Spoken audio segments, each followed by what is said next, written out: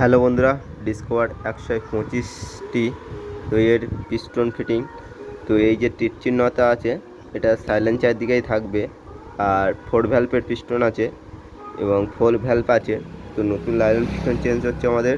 তো পিস্টনের যে নিশানাটা সেটা হচ্ছে সাইলেন্সার দিকেই থাকবে, এই যে তীর চিহ্ন আছে, আর এটা এই দিকেই থাকবে। ভুল করে এটা উল্টো দিকে দিলে আপনাদের কিন্তু পিস্টন ফিটিংস হবে না বা ঠিকঠাক গাড়ির কাজ করবে না, ভ্যালভ তখন উল্টোপাল্টা হয়ে যাবে।